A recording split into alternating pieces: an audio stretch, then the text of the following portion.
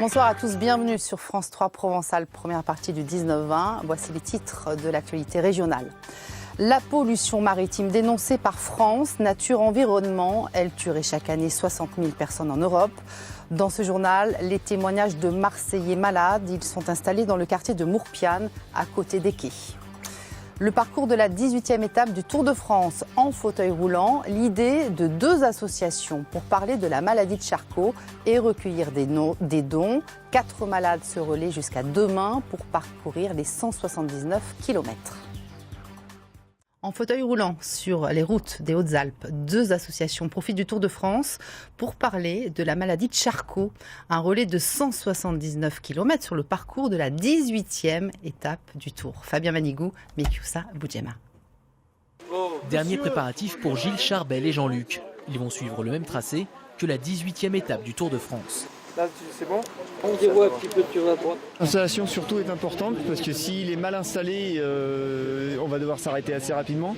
Et puis s'il est mal installé, surtout il a mal. Donc pour éviter ça, il faut préparer l'installation minutieusement et théoriquement tout devrait bien se passer. Allez-y, c'est bon, c'est parti.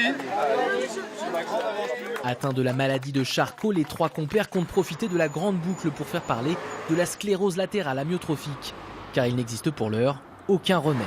C'est une maladie où on peut mourir dans les 6 mois ou au bout de 20 ans. Donc, mais le gros des troupes, on va dire, en a pour maximum 5 ans. C'est en fauteuil roulant électrique et en goélette qu'ils se lancent sur les routes des Hautes-Alpes. Plusieurs bénévoles les accompagnent, comme ces pompiers de l'Argentière-l'ABC. Une des leurs est atteinte de la maladie. C'est vrai que c'est une maladie qui peut toucher tout le monde, qu'on ne connaît pas suffisamment.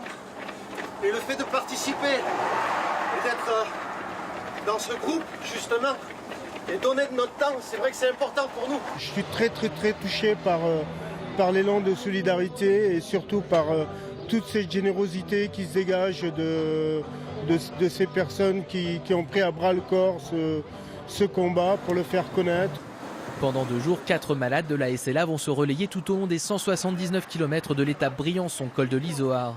Plusieurs stands jalonneront leur parcours pour collecter des fonds. On récolte les dons en échange de casquettes, de t-shirts, de DVD sur la maladie. Et ça marche pas trop mal. Un stand sera d'ailleurs installé du 14 au 16 juillet au village de l'étape du Tour à Briançon.